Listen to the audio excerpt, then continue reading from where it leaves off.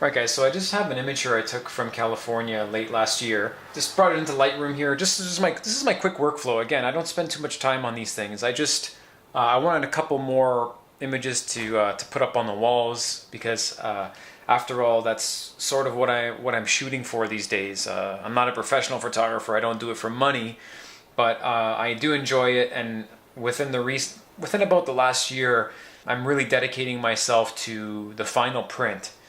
You know, I might take a lot of, hundreds of pictures, but really all I'm looking for is, 2 to 3 really good images that I can print off and put up in my house somewhere. That's really what I'm looking for. Nothing more, nothing less. Less gear crapple to talk about. There's hundreds of videos about people talking about gear and blah, blah, blah, blah, blah. And it's all this. I mean, in my opinion, all the gear and all the specs, blah, blah, blah, blah, blah, it's all this.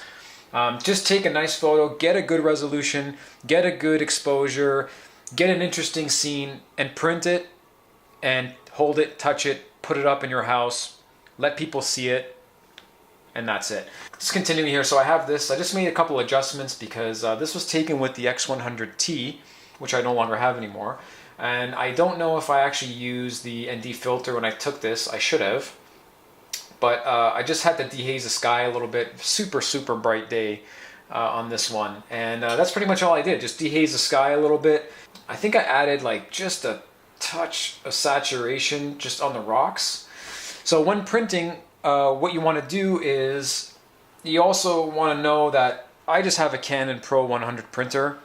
And it's sort of the bottom of the line home printer, but it makes really good images. It prints out really good images. But whenever you're printing something, you should know that you need a calibrated screen. Whenever you're making adjustments in Lightroom here, any changes you make, if you don't do it on a calibrated screen, color calibrated screen, what you're going to get off the printer is not going to match, and you're going to be severely disappointed. So first thing you need to do is calibrate your monitor. Second thing you need to do is get a printer. Third thing you need to do is know how to print and what settings to put into the printer in terms of driver and color matching. I'll go through that quickly here, but I'll do another video on this outlining step by step. So now that I have my image, what I'll do is I will just hit F for soft proofing. And I just want to make sure that I haven't clipped any highlights or any shadows. And if I turn that on, I don't see any clipping or highlighting for the screen or the printer. So it looks like we're good to go there. This is the original, so I'll just do a side-by-side comparison to you. It looks very similar, just more saturation in the sky here, so that's good. Now what we can do is, now that I'm kind of happy with everything and I'm pretty sure that, I like that image and that's the way sort of it's going to come out, I'm going to turn on the printer. Now the Canon Pro 100 prints 13, the largest size is 13 by 19. Technically you can print wider, so 13 by I think 23 or 24. But the largest paper size that they sell is a 13 by 19. So we're printing this in a 13 by 19. What we want to do now is, there's a couple ways we can print this. We can use the print module right from Lightroom, or we can use the Canon plugin, Canon Print Studio. Well, let's just go to print. So let's go to the print module. Right now it's set for paper 5x7. So you want to go into page setup, and you want to choose your correct printer. You also want to choose your paper size. So I'm going to go to, it's A3 plus 13 by 19. And I'm going to OK that, so it changes the size of the actual image here. And now I can literally just drag this open.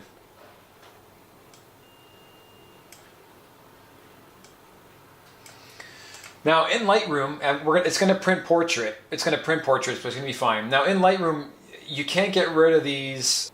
You can't get rid of this small border here. So what you want to do is go into the margins. There's margins over here. Left, right, top, bottom, and you just want to slide those, make sure those are all at like 0, and it'll tell you, oh no, it's got to be minimum of 3.5. So I just zero all these out so we get the minimum possible.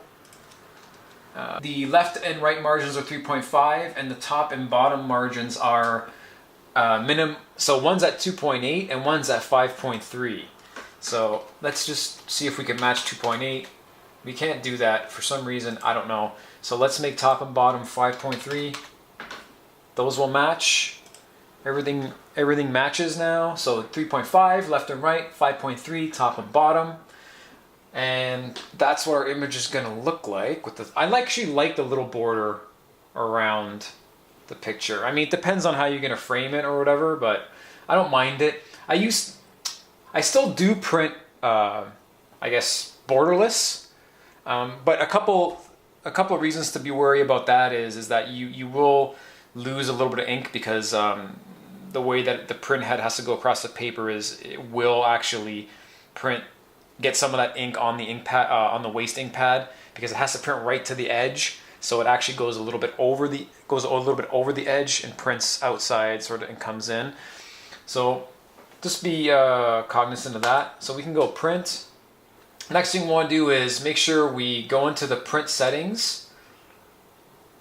And you want, this is the Canon driver, you want to make sure that quick setup it's set to photo printing. You also want to turn on color intensity manual adjustment, and that will bring up this window, and go to matching and put this to none.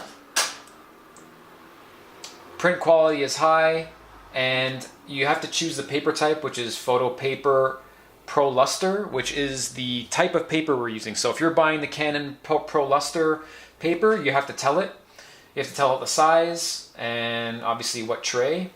And what else do we add here? We just add, I think that's it. That's it. High quality paper Pro Luster. Oh yeah, I think there's one more thing we need to add. Once we hit OK there, and we hit OK there, we want to go down and scroll down to color management here in Lightroom, and it'll say profile, Canon Pro 100, 1/4 inch photo paper semi-gloss. Now that's wrong. That's the last thing I use to print. I actually want to choose here Canon Pro 100 LU half photo paper Pro Luster. That's the actual paper I'm using this time. Make sure this profile matches. And then you have the color intent, which is perceptual or relative. I believe one's better for... I'll go into another video about perceptual and relative. I would just leave it on relative color metric at this point.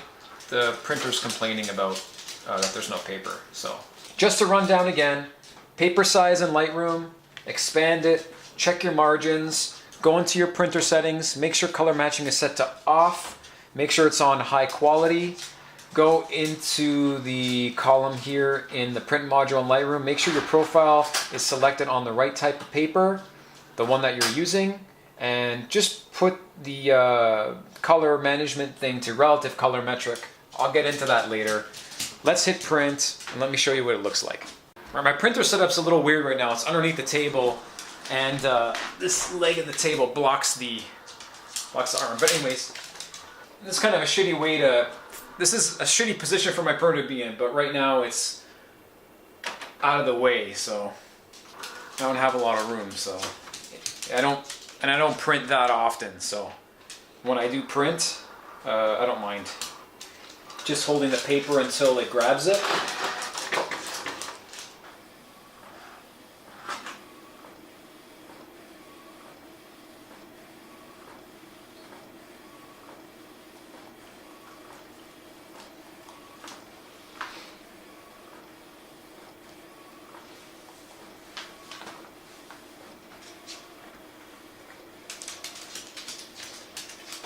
Alright guys, so there is our print.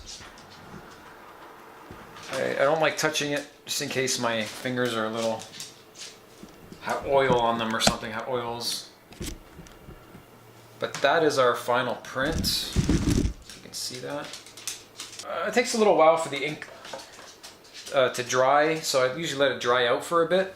See if I can get a better representation of that. So blues are really hard to reproduce, as well as purples. So I really taxed it here with all that blue sky, but it looks pretty good. I mean, as you come down here, and that's as you come down here, that's part of the dehazing that I use. The dehazing tool will create more of a like a gray, I don't know, like a grayish, purpley, right? When you start dehazing the sky there. I mean, it doesn't look. It's much bluer in real life here. This part here doesn't look that very blue, and there's a pretty big gradient here. But when you look at the photo in real life, it's much deeper blue than that. But it came out okay. There's get some close up on the rocks there. Those look pretty good.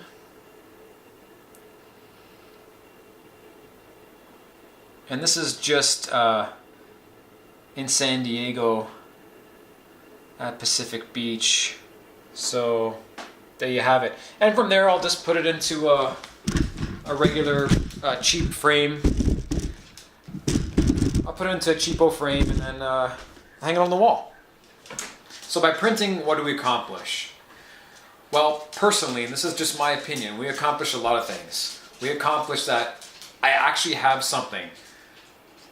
All that clicking and all that battery and all that carrying around the camera, you know, on vacation and back and forth, and all that money I spent on the gear. I actually, you know, what do I get? Well, I get this.